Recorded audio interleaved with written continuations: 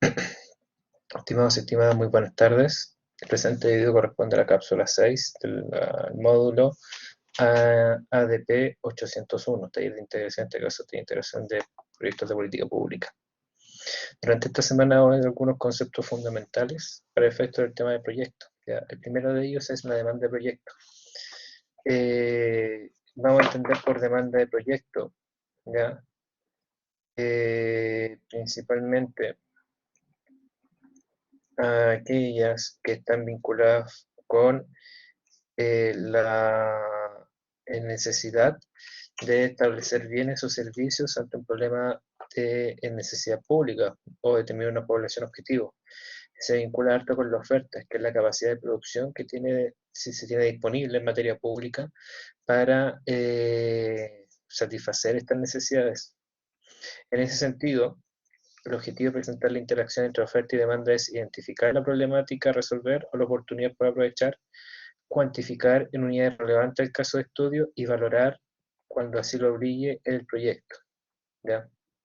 Las problemáticas más comunes al momento de realizar la interacción entre la oferta y demanda en la evaluación socioeconómica de los proyectos son los altos costos, el déficit de la cantidad de bienes o servicios, la oportunidad por aprovechar, o sea, la subutilización de oportunidades, ¿ya? Y la combinación de las anteriores. Otro elemento importante a considerar es el tamaño de la población involucrada, ¿ya? En este sentido, un gran desafío de la acción pública es focalizar adecuadamente, ya que siempre los recursos en general son escasos y por lo mismo, en materia social y en materia, claro, en materia principalmente políticas públicas sociales, se debe dar énfasis a aquellos sectores de la sociedad con mayor sensibilidad o que necesitan de forma más urgente este tipo de materias, ¿ya? En este contexto es importante identificar con nitidez la población beneficiaria, ¿ya? También es necesario identificar, caracterizar y cuantificar la población carente actual, aquella con esta deficiencia.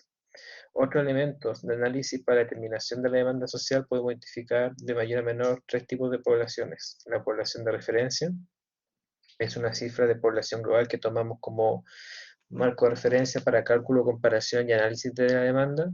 La población afectada, que es el segmento de la población de referencia que requiere los servicios de proyecto para satisfacer las necesidades identificadas. Y la población objetivo, es aquella parte de la población afectada que el proyecto, una vez examinado los criterios de restricciones, está en condiciones reales de atender.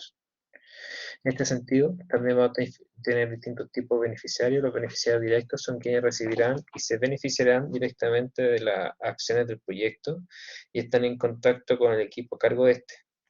Y los beneficiarios indirectos, que corresponden a todos los sujetos que se relacionen con estos beneficiarios directos.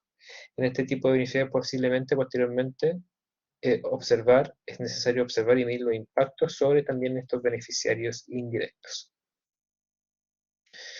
Otro elemento fundamental son los recursos tecnológicos humanos e infraestructura. ¿Ya? En materia, por ejemplo, de estructura organizacional, eh, es necesario determinar la esfera de control de las unidades subordinadas para la ejecución del proyecto. En este sentido, los factores organizacionales más relevantes que deben tenerse en cuenta a la hora de preparar una estructura organizacional para un proyecto son la participación de la unidad externa al proyecto, el tamaño de la estructura, la tecnología administrativa y la complejidad de las tareas administrativas. En materia de participación de la unidad externa al proyecto, ¿ya? Tenemos que considerar elementos vincularmente como la subcontratación o servicios ya que están externalizados para estos elementos. Sobre los recursos tecnológicos e infraestructura, ya es necesario señalar principalmente que se debe considerar ¿ya? Las consideraciones en materia de tecnología, con qué tecnología disponemos y con qué recursos disponemos, no solo desde una óptica de eficiencia y eficacia, sino también desde una óptica de responsabilidad social y demanda ciudadana a la hora de establecer, ¿ya? El proceso por el cual mediante nosotros vamos a producir nuestros bienes y servicios. Muchas veces, idealmente, que sea, por ejemplo, amigable con el medio ambiente, sustentable y bajo una lógica de la economía circular, o sea, que se reutilizan los recursos una y otra vez continuamente para crear distintos bienes o servicios. Otro punto importante es la localización, ¿ya?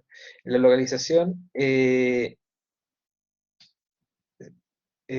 profundiza no solamente a dónde se tiene que ubicar un proyecto de inversión, ¿ya? Sino que también se circunscribe a las características del contexto, ¿ya? De ese espacio territorial para fundamentar la elección del mismo.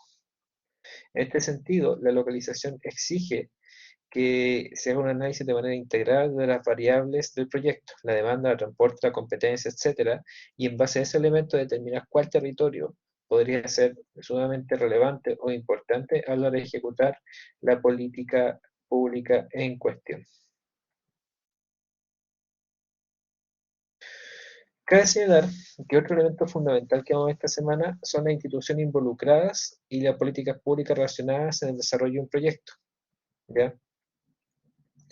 En este sentido, nosotros tenemos que entender fundamentalmente que en materia de políticas públicas tenemos que considerar, por ejemplo, el ciclo de políticas públicas, cuáles son los distintos actores ya en este sentido, cuáles son los agentes promotores o indicadores, los controladores de la agenda, ¿ya? O sea, aquellos que controlan y determinan qué elemento importante se determina en la agenda, y los tipos de mecanismos, ¿ya? De acción de los distintos actores, ya sea a través de la movilización, de la mediatización, de la oferta política, etcétera. En este sentido, ya una vez que establezcamos todos estos elementos, tenemos que entender las dinámicas que están relacionadas o las instituciones que están relacionadas con esta materia. Por ejemplo, en materia de políticas públicas, tenemos que entender que muchas de estas son concretadas a través de distintas reparticiones, como son el sector público, los ministerios, las municipalidades, hasta el conjunto de la sociedad civil. En este sentido, existen instituciones como ejemplo la Tesorería General de la República, que es encargada de resguardar, custodiar y distribuir los recursos del Tesoro Público, ya mediante el cual se financia posteriormente este elemento. Y en ese sentido, los recursos que son recaudados son administrados y distribuidos dentro de las distintas instituciones del Estado por la Dirección de Presupuesto, que es un organismo técnico encargado de determinar y velar por la asignación y uso eficiente de los recursos del Estado, ya, y que le asigna los presupuestos correspondientes, posterior proceso parlamentario, a las instituciones del Estado.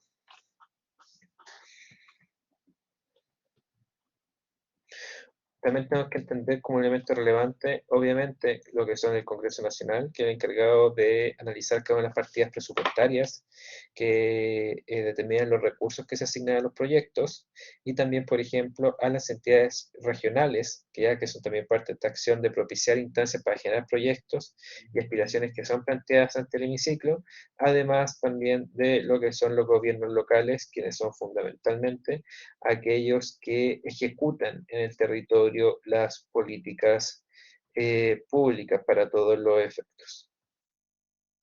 Con eso concluimos la semana número 6. Le invito a revisar esta cápsula de resumen. Ante cualquier duda, pregunta o consulta, pueden hacerlo a través del foro correspondiente en caso de dudas generales o a través del correo para dudas particulares.